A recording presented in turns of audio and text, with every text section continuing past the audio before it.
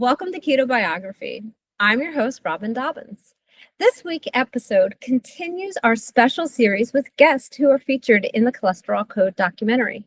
Today, I'm welcoming a mom whose son was diagnosed with type 1 diabetes and who said no to the endocrinologists who were insisting he needs carbs to grow. Instead, she embraced keto and Dr. Bernstein's low-carb approach to manage his blood sugar. As she watched him thrive, those same doctors applied intense pressure to start statins on her young son. But she stood firm, a true mama bear. Please welcome Alison Coughlin to Ketobiography. Hello, Alison, and welcome. Hi, Robin. Thank you so much for having me. I'm so happy to have you here. And I will throw it out there that even though you were featured, your entire family is featured in the Cholesterol Code documentary, this is your first podcast. Yes. Which is my absolute favorite thing to do, is to have a first timer on. So I'll explain in here that for new listeners that I like to turn it over to my guest and not interrupt. So I'm going to turn it over to you to share this incredible story with all of us. Okay, well, here we go from the beginning. So our story started on August 18th, 2022. Johnny was 9 years old at the time. And I apologize in advance if at any point I get a little emotional during this part of the story, because this is where our whole ride started. And it kind of came out of nowhere for us, only because Johnny, we had no family history of type 1 diabetes. I really didn't know much about type 1 diabetes. And basically, this all started an early morning when Johnny woke up, and I made him breakfast, which was a huge bowl of oatmeal. And he sat down to start eating, and I gave him a hug, good morning. And when he leans over to hug me, he said something, I'm not really sure what it was, but I smelled the distinct scent of acetone on his breath. And my husband and I had done keto a couple years prior to that. And I knew from, just keto in general, how that means that your body is like in ketosis, having that smell. And I stood there for a minute and I was like, well, that's really weird. Why would my 9-year-old son have breath that smells like this? So I had an old Keto Mojo meter from when, me and my husband were doing this. And I was like, let me just see what his blood sugar is. And I took that out. No, I'm sorry. I actually tested his ketones first. It was a ketone meter. And I pulled that out and I tested his ketones, and they were high. Um, I just remember being like, well, this is weird. Then I ran in and I got like the strips, and I had him use one of the strips, and that was very dark. And I'm thinking like, I'm still not processing any of this yet. All I'm seeing are like red flags going off, like what's going on. So the Keto Mojo meter also has glucose strips. So I took one of those out next, and he's freaking out because I'm testing his blood, like why is this going on? So I tested that, and I remember his initial blood sugar was 350 maybe. So at that point, I'm like, oh my gosh, this is not good. I called my husband at work. I was basically like, I'm rushing him to the hospital, grabbed my other son, and we drove to the emergency room, which was pretty close to the house. So I get there and I tell the lady, my son's blood sugar is very high, and his ketones are high, and his breath smells like nail polish remover. And I'll never remember this lady saying, well, do you think it's possible that he drank nail polish remover? And I'm going, no, I don't think that's it. His blood sugar is also high. His ketones are high.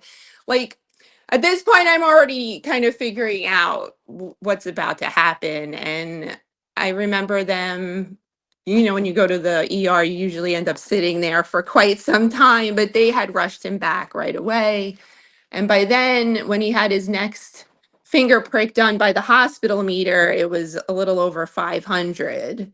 So they admitted him right away, started the whole thing, how they would treat someone who was about to be in diabetic ketoacidosis. So I'm sitting there now calling my husband, and all this is going on, and it was just you can't even really process what's going on really, because there's just so many emotions going through your head. And finally I remember just saying to the doctor, like, what's going on? Like, I want to hear the doctor say it now. And it was kind of weird how nonchalant they were about it, just like, oh well, it's diabetes. Just like, oh, okay, diabetes. The next thing you know, they're putting him in a ambulance. So my husband had come by then, and we're trying to grasp onto this. They're taking him out, they're putting him on a stretcher to bring him to the children's hospital of the network. And we got there, and everything just that's when everything started. They had him on his IVs, and they're giving him his insulin, and the endocrinologist comes in to talk. And the funny thing with this is, you are just given a diagnosis that's about to change your child's life, and they're already starting to like cram in all these things you need to know when you can't even process what just happened here. And that was the diagnosis day. And I really don't remember that many more details from it, because at this point I guess I've kind of just shoved it back there. But that was the day he was diagnosed, and the initial blood work said that his A1C that day was 11%. So he was just, I don't know if they had said he was just about to go into diabetic ketoacidosis or he had just started. But either way, because of my husband and I doing keto, and me even having an idea that something was wrong and where to go with that right away, I think actually helped not make this into like something that could have been very bad. Because a lot of times when kids are diagnosed with that, doctors say it's the flu, or they don't really think that's the first thing wrong. So it could have been a lot worse if we had been sent home, or if he had started showing symptoms. And we might not have even been at the hospital for the beginning of all of this. So I am at least grateful that we knew that. So keto was saving his life from the very beginning. But yes, that was the first day. And after that, so now we're in the hospital. We're in the ICU for 3 days. And those 3 days were basically just the doctors and nurses coming in, giving him insulin, checking his blood. I didn't know anything yet about what would be considered a healthy blood sugar range, or I didn't know anything about diet or how we should be feeding him. All I knew is that for every meal, they would come in and give us the menu. And the menu was pizza and pasta, and like, what are those things, like Italian ices, fruit juices. They're coming in giving him snacks all the time, like bags of chips and pretzels. And one night, I would say it was after dinner time, a nurse comes in and they were like, "Oh, well, he can have a snack." So I was like, "Okay." And I don't remember if he had asked Johnny, but he was like, "Would you like this?" And he had one of those instant cups of mac and cheese, which, like, I don't even think he would have. I would have never offered him that at home. So of course he was like, "Oh yeah, I'd love that." And looking back on that, like, I don't even know how many carbs were in that, let alone all the other, junk that was in that little cup of instant mac and cheese. But they gave that to him, and it was just strange because the entire time he was in the hospital, his blood sugars were probably higher than they were the entire time he's been diabetic.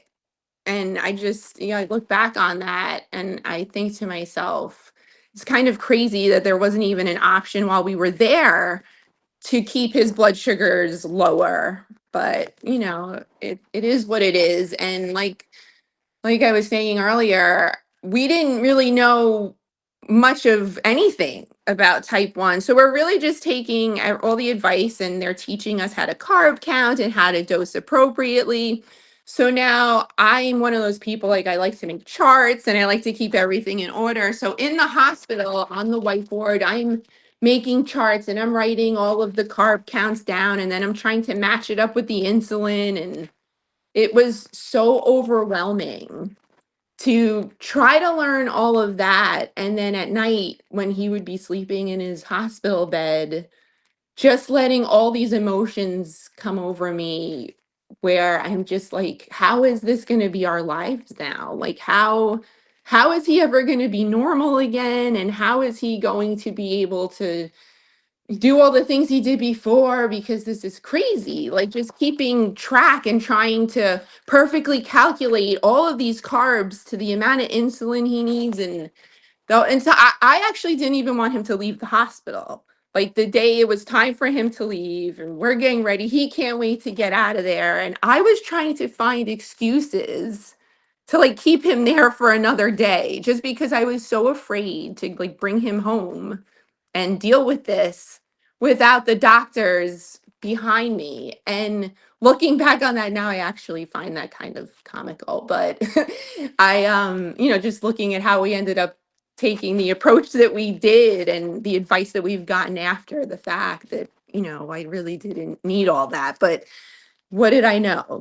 This was all new to me and to us as a family. But, anyway, we brought him home and right away I knew that the lower carb foods were going to require less insulin. So I was trying to swap out things. This was not us being completely low carb. It was just me trying to like take out certain high carb foods and give him like, something with less carbs, just so I could try to figure out this insulin situation.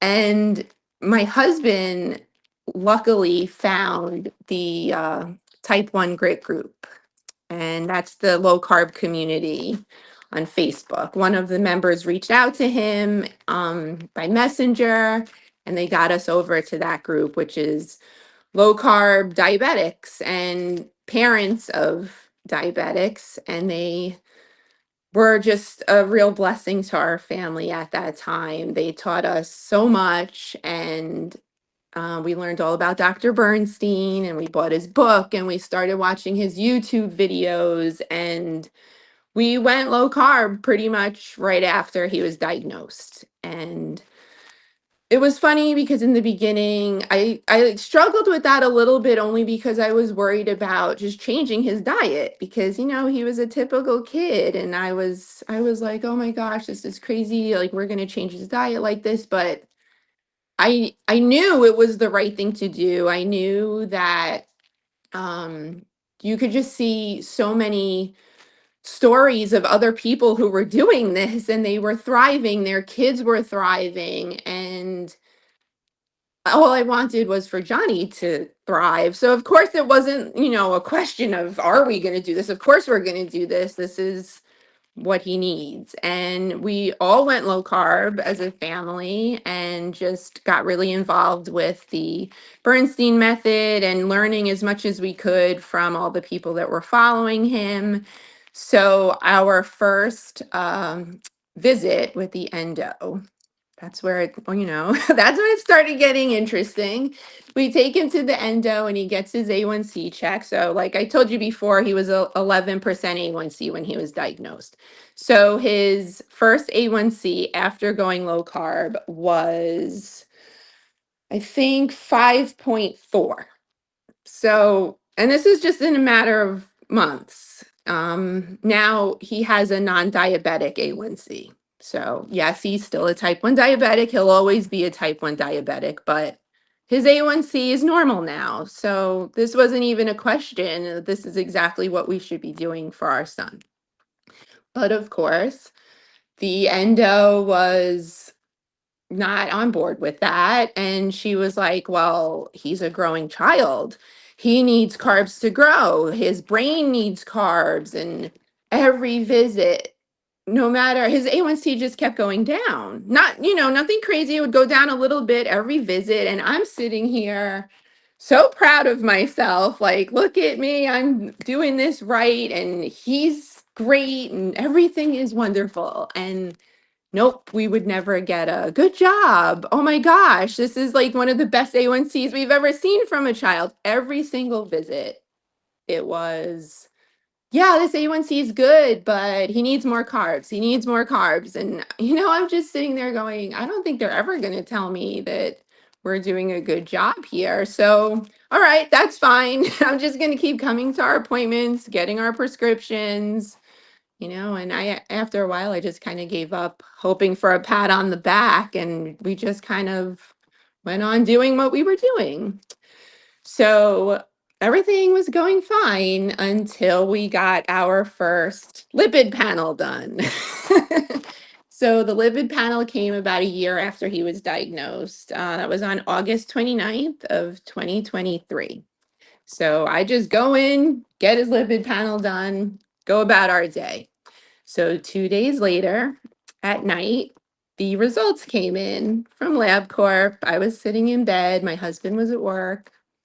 I opened them up and I just sat there with my mouth open, thinking, like, this is a mistake. Like, my husband and I had both done keto in the past, so I'm no stranger to having like a slightly elevated LDL. So when I saw the red marker there, I was like, oh, okay, this is, but then I read the number and I was like, oh, okay, what are we going to do about this problem? So his total cholesterol was 832. Yeah, so I honestly did not even know what to say. I called my husband at work. I was hysterical. He's like, all right, we're going to figure this out. We'll see what's going on. And so back to that, his total cholesterol was 832. His LDL was 741. So yeah, there was no way a doctor was going to let this one slide. So the next morning, I had an inbox full of messages from the endocrinologist. She's like, you have to get in here. He needs to see the cardiologist. Okay, I made that appointment. In the meantime, now I am in the Type 1 Grit group posting about this. There were several other children who had elevated cholesterols. Johnny's was the highest by far, but we started getting advice from them, different things to look into, which we did right away. And that led us to the LMHR group. So I had posted in that group, and we got a few people reaching out to us over that. And we're at this point just trying to take in this now because, we finally got a handle on the diabetes. We're smooth sailing with that. Now I've got this cholesterol situation to deal with. So as we're looking into like the LMHR situation, I took him into the cardiologist. They ran tests on him. They did like, I apologize, but I don't remember the name of the test that they did at the time, but they had hooked him up to monitors. They ran a few tests there. They did more blood. They took more blood, and they did the genetic testing for FH. So obviously, the whole time we were waiting for the FH results because that in their mind there was no doubt about it. It was FH. So we ended up getting the FH results, though they were negative, and everything else was normal. So they referred us to the children's hospital now. I made an appointment with a regular cardiologist there, and then I think a month after that, we had a appointment with like the lipid specialist who runs like the lipid clinic. So while we're waiting for those appointments, we kind of dove deeper into the whole LMHR, group and learning about that. So I was I was not pretty confident at the time, thinking, oh, this is what it must be, especially because there's really not that many children in that situation. So it made sense, though. It made sense that this is what's happening with him. And, but again, I was not confident because this was very scary to me in the beginning, at least, only because there was not a lot of research or there weren't a lot of situations where I was like, oh, okay, no worries. I'll just sit back and relax. This is no big deal. Because meanwhile, every doctor he would go to would look at this number and just stare at me like, uh really? Was he fasted? Like, like everything was right. And I didn't know what to say because now I'm basically sitting there going, well, this is how we're doing things and we're low carb and all the doctors had to hold on to now is, well, you can't do low carb. This clearly isn't working for him. And I honestly didn't know what to do at that point. But like I said, his A1C was great and he was healthy as far as I could tell. And I just needed to really learn more about this whole situation that was going on with him. We ended up getting his, oh, I already told you, his FH results were negative. So then the doctors were really like, well, now what, And I'm trying to tell them, I'm going to all these appointments, bringing them all these other cases where, like, look at this, these people have high LDL as well. And they're CAC scans are clear. And well, then one doctor's like, all right, well, we'll do a CAC scan, but he's a child. So most likely it's going to be clear regardless. I don't care. I'm doing it. I just want all the proof that he's fine. And we did that. I even remember my husband took him to that appointment, and the lady was kind of like, well, I'm pretty sure this is going to be clear, but we'll do it anyway. And I don't know, I just kind of wanted to get every little thing I could done just to be able to say, no, we tested that or we checked and he's fine. So eventually, so he started getting lipid panels done now every 6 months, and every time it would go down, but just a little, like not really changing much. His diet stayed the same. He was always eating the same things. And I don't know, we kind of just went with, yeah, like he's an LMHR, like this is it. His body's just processing it differently. And we're going to go with this. We're going to keep on with the low carb diet, and we're going to just, we're going to monitor him and just make sure we check regularly that nothing is going wrong. And we're going to keep an eye on it, which obviously to his endo and to the cardiologist at the Children's Hospital was not acceptable. They were pushing statins left and right. Everyone, there was really no option of ever sitting there to discuss other things that could be going on, which I really thought was crazy because he wasn't showing any other signs of anything else.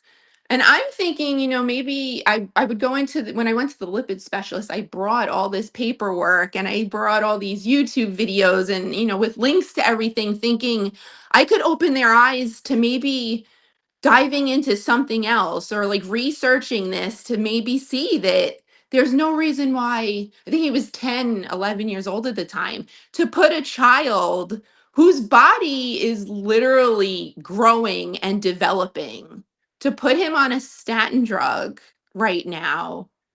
I just I couldn't understand why they wouldn't want to, like, maybe see something different or maybe try to look into something else to maybe see this is not the route that he needs to go down.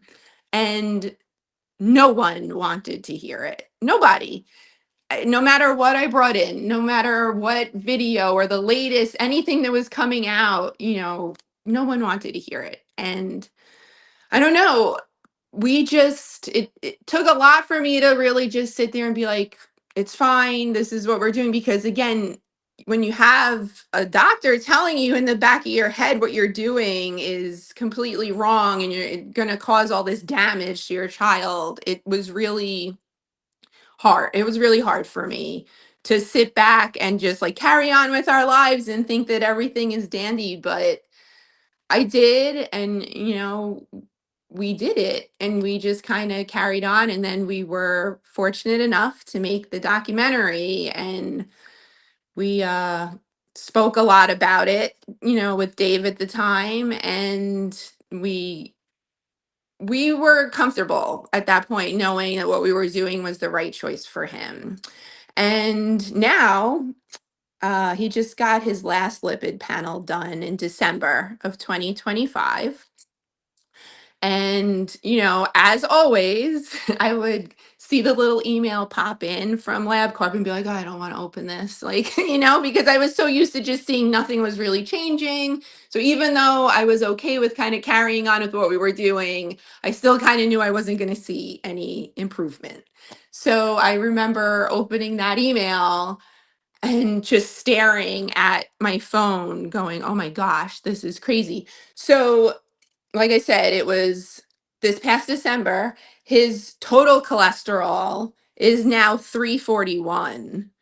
So he went from a total cholesterol of 832 to now 341, and his LDL right now, or in December rather, is 241, which is literally not much different than my husband and I's usually goes up and down, like, you know, when we would go back onto keto and whatnot. So I was floored. I was like, oh my gosh, like I could have put my son on a stat. Well, it was never an option, but I'm saying I could have done that, which would have lowered it, but I didn't do it, and it came down on its own. Like I was just, I didn't even know what to say or do that at that moment. I was so happy, and just like this relief kind of washed over me, just being like, oh my God, I'm so glad that we didn't do that. But that's where we are now.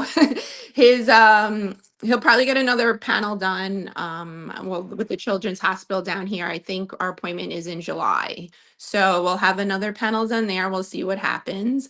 I can't really say I know why it went down that much. The only thing that has changed over the course of this time period is he's on an insulin pump now.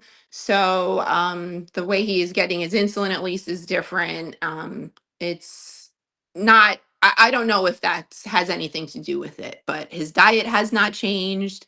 His, you know, he's not on anything, no supplements at the time, because we tried them all. Everything that anyone would suggest in the group, I was like, I'm going out to get that. But yeah, it just came down to that range on its own. And it's kind of funny because when I wrote my email to the Children's Hospital cardiologist after that happened, I was all excited. I'm like, oh my gosh, look at this. We just got his latest panel done, and this is his number.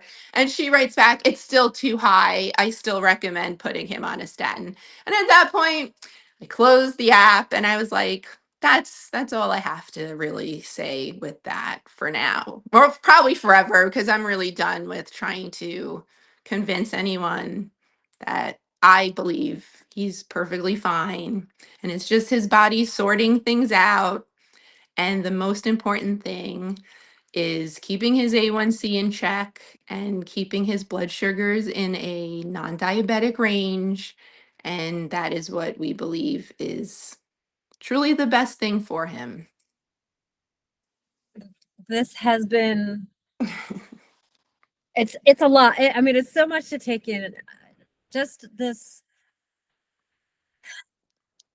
all of the other parents who go through what you went through, but don't have that background where, you know, you guys did try keto. So you did have that little kind of nugget of information in the back of your head that you could lean on.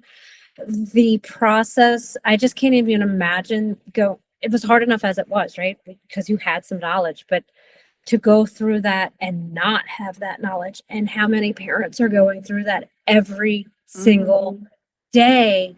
And, you know, you're expressing you don't even want to take him out of the hospital because you're so afraid and overwhelmed with how to manage eating and dosing. And I mean, I really just, that has me absolutely floored that's how we treat our parents. That's how the parents of these children. And go ahead, you'll be fine.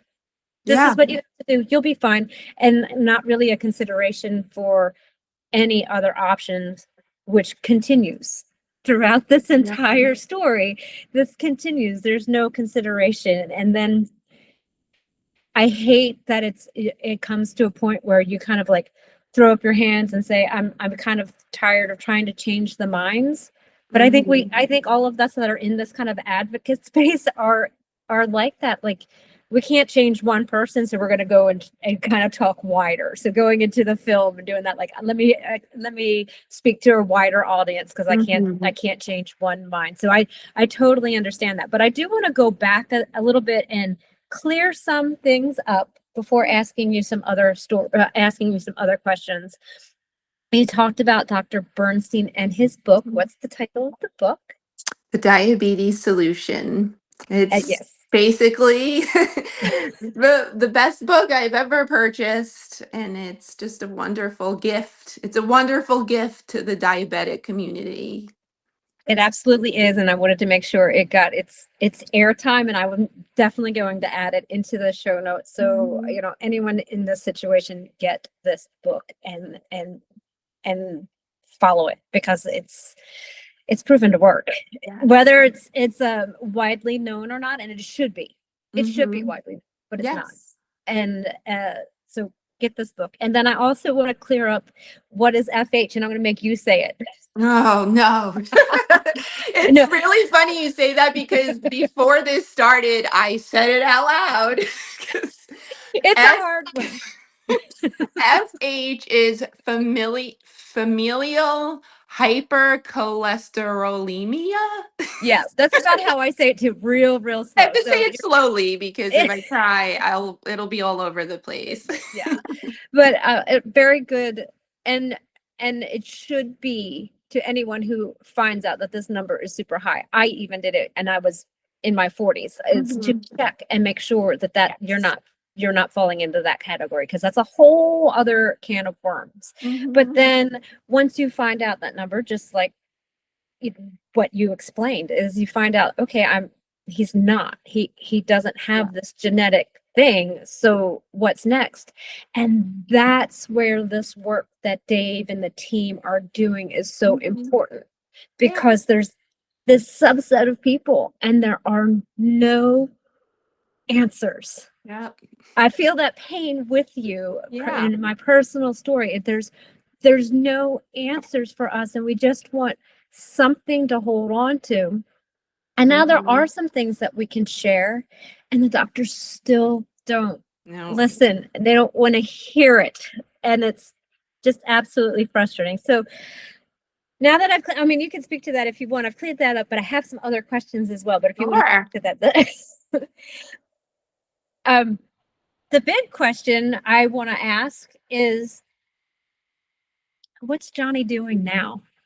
Describe Johnny. What isn't Johnny doing? Yeah, exactly. Right. Because I've seen the film, so I've seen these things, and I don't want to like describe the entire film, but I know. I know what he's doing, but I don't know. I want these listeners to really grasp who Johnny is and why you went so full of mama bear about the situation. Well, I'll start with this, because I was thinking about this before we got on together. When he was first diagnosed, I had a picture of him that I had taken one day, and it was actually the day before he was diagnosed with type 1. And we were on a walk, and I snapped a picture of him with my iPhone, and it's one of my favorite pictures of him. He's looking up at me, and his head is like kind of tilted to the side. And he has this big smile, and he's kind of like holding his hands together, and his face is so bright in it, and his eyes were shining. And it's kind of funny looking back, because the next day he was diagnosed with type 1 diabetes. And you look at this picture and you would have never thought anything was wrong with him. And after he was diagnosed and all the things were going on, and just, it felt like our whole world was just falling apart, because this diagnosis was just so crazy and out of nowhere. I had put that picture on our fridge, and like right there, right when you open the door, there was his face. And I used to love just like looking at it. I don't know why. It was just very strange. Every day I'd look at this picture, and then I'd like remember that's how he was. That was before he was diagnosed. And I don't know why I did that. But anyway, that picture was there for years. And when we moved to our new apartment in Florida, I was unpacking things, and in particular, it was that box with all the pictures from Pennsylvania that were on the fridge. It was all the boys like baseball pictures from Little League, and I'm putting them all up, and there was that picture. And I held that picture for a little while, just kind of looking at it and thinking of like why I had had that on the fridge. It was life before diagnosis and all this stuff. And I didn't put that picture back on the fridge because I look at Johnny now and just how he is just every day. I look at him every day and he's exactly the same kid. He still has that smile. He still has that shine in his eyes. He is still everything he was before he was diagnosed, if not more. He's got grit in him. He's got that type 1 grit and he is a fighter and he's everything I could ever hope he could be. He's about to be a teenager. He's going to be a teenager in April and he's thriving. He is healthy and he's fit and he loves sports. He's so competitive. He loves to learn. And he's always eager to learn something new. And he loves baseball. We got him on a team at the last minute when we moved here, and he's playing baseball. And the entire time he's been diagnosed, he's been playing baseball. And it was funny because when he was in the hospital after he was diagnosed, one of the first things he asked, because the fall season was about to start in about a month, and he's like, I can still play baseball, right? And I'm like thinking to myself, I don't know. I don't know how to handle any of this. I don't know if I didn't say that to him, of course, but I remember asking the doctor, can he still play baseball? And she like looked at me like, of course he can, And but the secret there was that we weren't completely low carb yet. Obviously, we were still in the hospital. And I'm thinking to myself, how am I going to like feed him and then dose him with insulin and then send him out to play baseball? And before we went completely low carb, that's what was happening. Like the first 2 weeks of his season, I would feed him at home. I'm giving him insulin, and then he's dropping because I gave him too much insulin. And I'm thinking to myself, I don't even know how we're gonna do this. Is crazy. Like, but once we went low carb, that all sorted itself out. He had small amounts of insulin on board. We weren't, doing anything crazy with that. So his baseball career carried on and he was uninterrupted and he loved it. And yeah, I mean, that's pretty much what Johnny's doing now. He's playing baseball, he's loving the sunshine. We go to the beach, he runs wild on the beach with his little brother. And yeah, we're living life and he is thriving and very happy.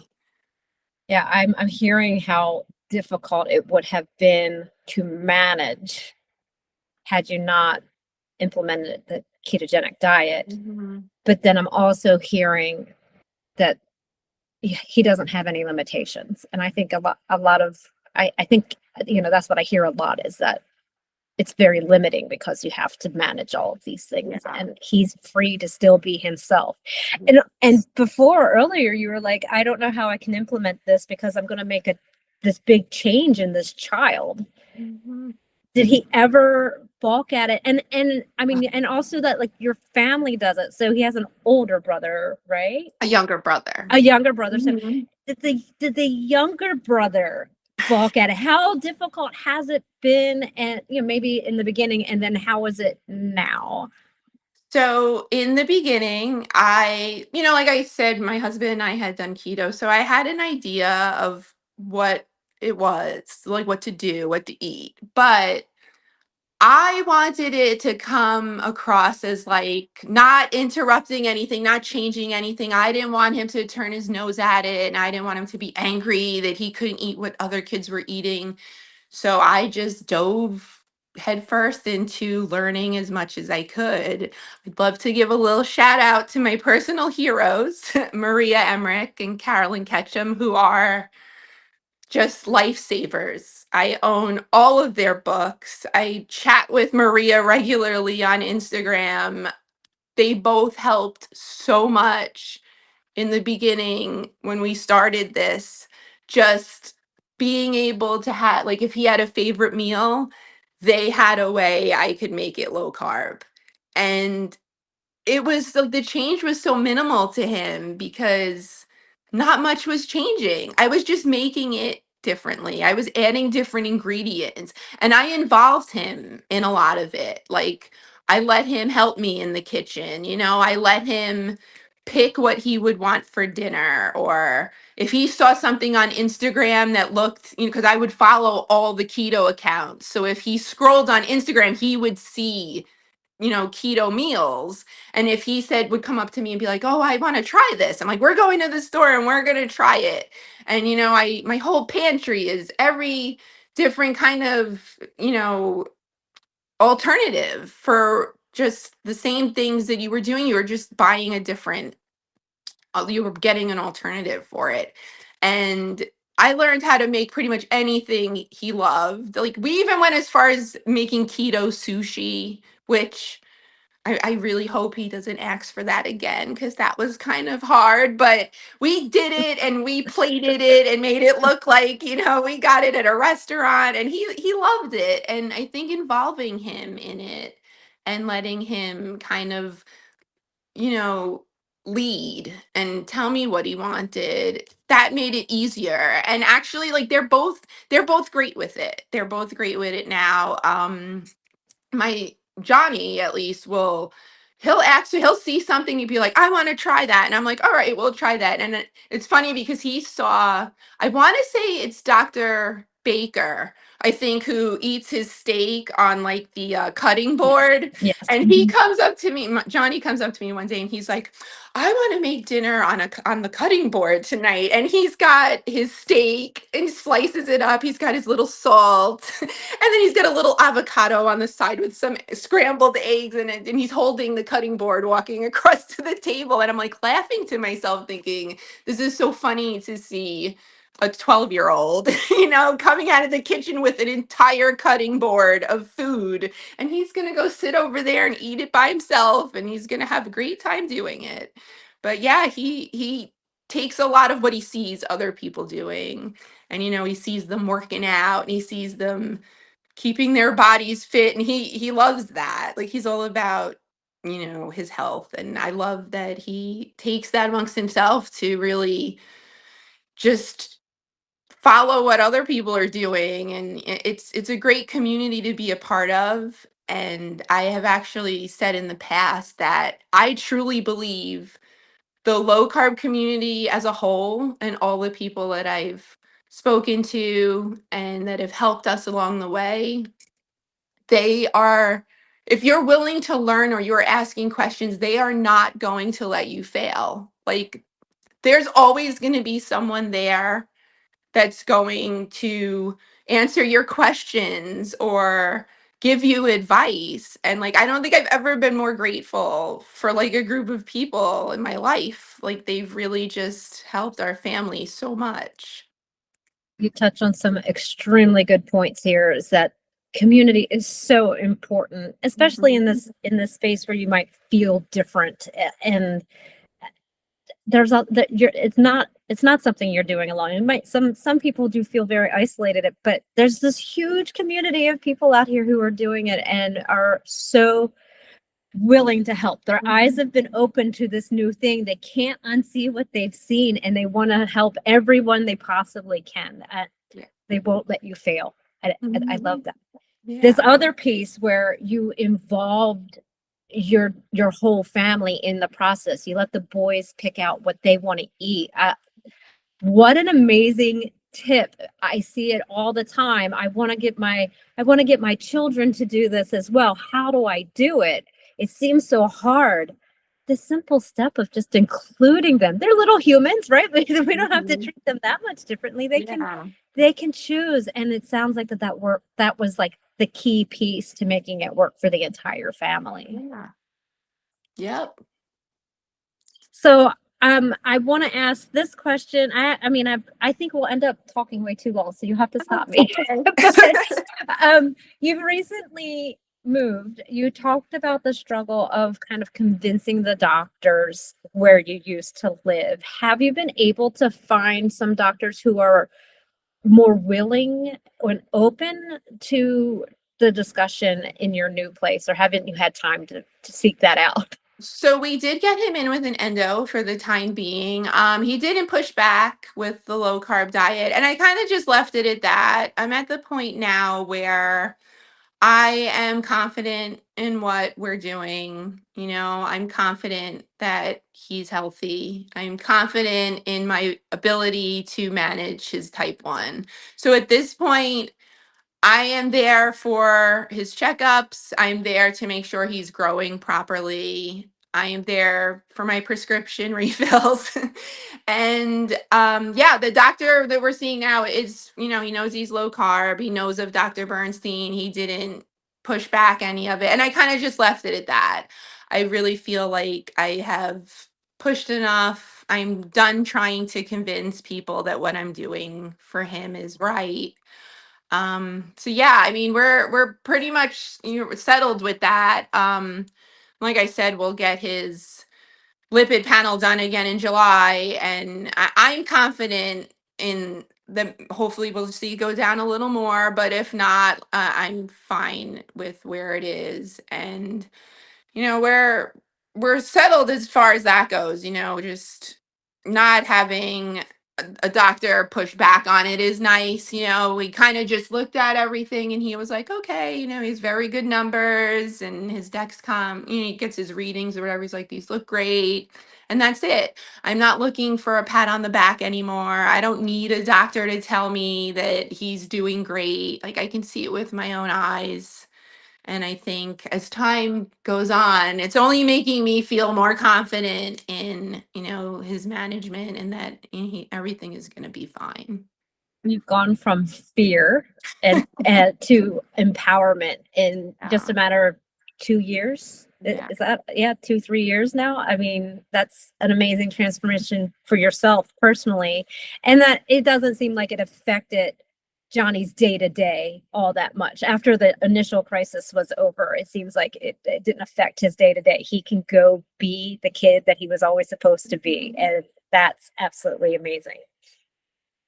I have this question that comes up, or this conversation that comes up, and so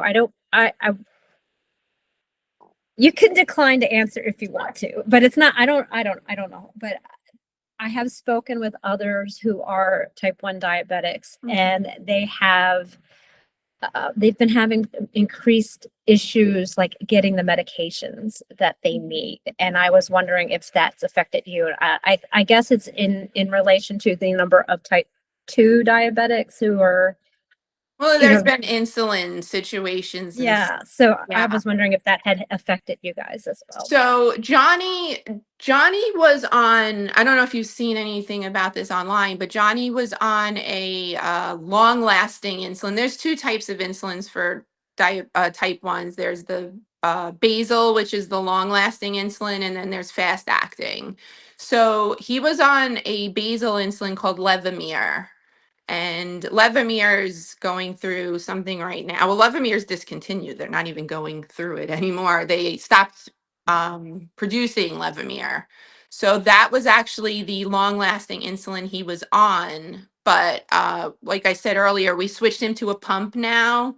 So the pump only uses fast-acting insulin, which is Novolog, and we haven't had any problem getting that. It's kind of funny even talking about insulin, just to add this into like going low carb in general. When he first went low carb after he was diagnosed, his body was they call it honeymooning, which means that they're still like kind of producing just a little bit of insulin, like it would still kind of sputter out. And because we went low carb so soon after he was diagnosed, he went 6 months after diagnosis without needing any insulin. Wow. Which is crazy. Like fast acting, no long lasting basal. Like he was on no insulin for 6 months. And then when he did start, like when his numbers started going up a little, we were just giving him tiny amounts. And it was crazy because when they first sent us home from the hospital, I was giving him just eating what he was eating and trying to keep track of that. I was giving him 3 to 4, whatever. I really can't say I remember what it was, but giving him all this insulin. And because he was honeymooning and his body would randomly sputter out some insulin, he would tank. So it was like a total disaster in the beginning. And yeah, going low carb gave him 6 months after diagnosis where he wasn't even getting shots. Wow. But as far as the him getting his meds, no, he gets everything he needs, and very grateful for that. But no, we haven't had there's all sorts of things going on now with all of the I know with the insulins and the I don't luckily we have not had any of those problems. Let's hope that that continues. I've heard Yes. several people having issues with that, and that's another thread for another discussion for another day, because Yeah. I'm sure that in and of itself could go on for a while. I had a question just like through my head, and it was going to be amazing, but it left. So I guess I'll do another one. What would you like other people who are like you're not the one that has the type 1, so you're a caregiver. What would you want to say to other people who are in your position to help them? It's funny because sometimes when people are first diagnosed, or, when I read a post about someone basically saying their child is first diagnosed, I don't know them, I don't know anything about their situations. I can almost feel it, like I can almost feel, I shouldn't even say almost, I can remember that feeling where, like, I don't know if it'll ever go away. It probably won't, but I know the feeling of helplessness. I know the feeling of staring at your child in a hospital bed, being so uncertain about their future. And I wish there was a way to, I really wish it was just something that was like given to these people in the hospital where you could say, there's other options. This is not the only way. But I can only hope, just like most of the other people in our community, that we can try to reach out to these people. Not pushing. I would never be pushy. I am not interested in pushing how we live on anybody. But if I feel like it's someone who's really reaching or grasping for another way, I would always offer advice or try to help, just like all of the people that did it for us did. I truly feel like after Dr. Bernstein passed away, that now it's like it's so important to the people that follow his method to try to continue his work and share as much as we can, like his knowledge, his method, all of that, to just try to help other people. But if I could just say one thing, it would probably just be, it's gonna be okay. Like it's gonna life is going to be okay. It's gonna be great. You're gonna carry on. You're gonna find the strength, and you're going to be able to carry on the way you were. At least it's easy for us to do that following this method that we do. I truly feel like it allows my son to just not have all those interruptions in his daily life, and he's still able to do everything he was doing before he was diagnosed, which is such a blessing. And I don't know, like I really I try when I see someone struggling. I just told one of my online friends recently, her son was just diagnosed, and I told her about Dr. Bernstein's book and all that, and got her to the groups, that we're in. And you can only you can only reach out and try to offer advice. And hopefully, you never know who might take it and what difference you can make in their lives. Yeah, I absolutely agree. And I think that Dr. Bernstein's legacy is in good hands with all of the people who have benefit from what he contributed to Yeah, this. the very best. I really do believe that. Yeah. So I have my final deep question. Sure. Very deep. Are you ready for it? Of course. What was your favorite part of filming Cholesterol Code? um, it was probably Dr. Bernstein. I without even getting into it, I was a nervous wreck going to meet Dr. Bernstein. I almost pretty much just like fell down. That I could may or may barely not be stand shown in the up. film. I could barely stand up. I remember trying not to squeeze him as hard as I possibly could. He's such a wonderful man. He's so genuine. He was so sweet to the boys and to Johnny. I mean, for Johnny to be able to meet this great man who, come he came out and he's talking to Johnny, and he was the greatest. He was asking him all these questions and showing him things, and it was just such a great honor to meet him. And I actually, after he had passed away, I even reached out to his daughter, who, I know she was going through a great loss, and I really want I she knows how amazing he is. She knows all the wonderful things he did, but I wanted to share just a personal story of how much he has meant to our family and changed my son's life. And she was so sweet. And, I shared that's the whole story of meeting him with her, and just, told her all about Johnny. And I was like, he has this life because, we've learned his methods and all of that. And I just want you to know that, like, your father is just such a special man, and he means so much to our family. So yeah, just that was amazing. It, Meeting it, Dr. Bernstein was great. I could have never imagined that would have happened to him. And we have an autographed book from him, and we got all these pictures of him meeting the boys, and it was a great honor. yes, certainly a very special moment, and just thankful that you were able to have that. I mean, he's gone, but you guys continue to to follow that method, to share that method, and he's made a huge difference in so many people's lives, and I'm really glad that was able to be featured Yeah. inside the film. It's certainly a special moment. Hmm.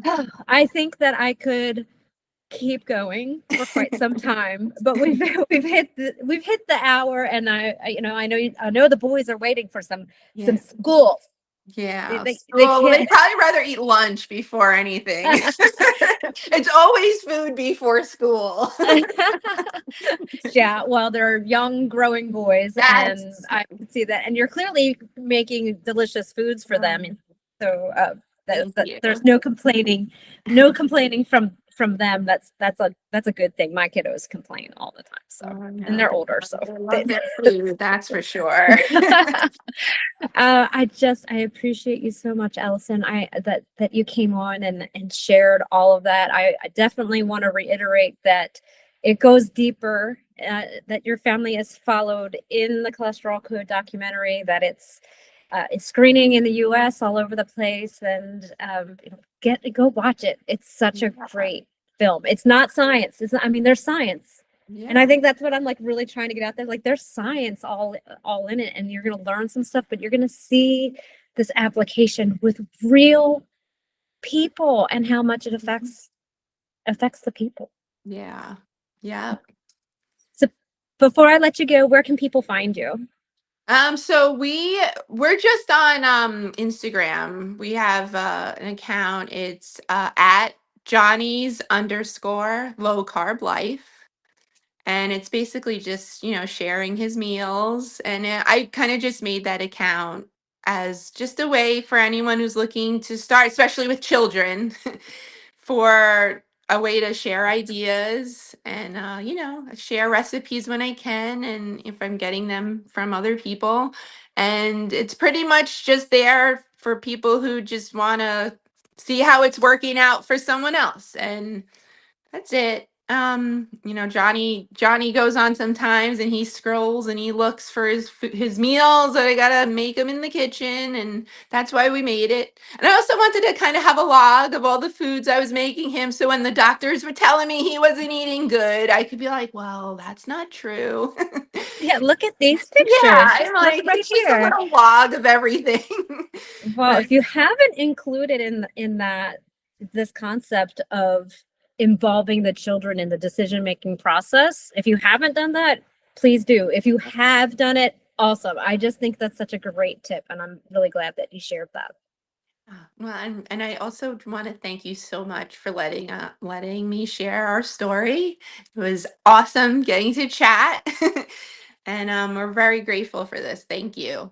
You're welcome. I'm so glad we could make this happen. It's we're bonded through this now. Yes, We're in the film. We're movie yes. stars.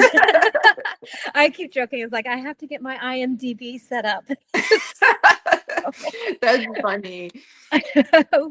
We'll see where it goes, but I really appreciate you sharing. It's powerful. I'm thankful that your family's in this film. It's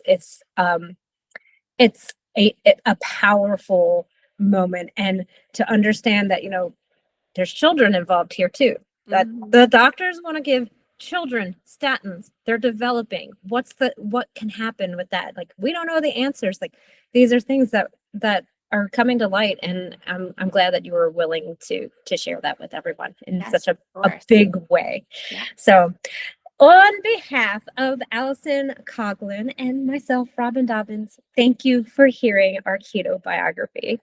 Thanks, Bye. Robin. You're welcome. Bye. Bye.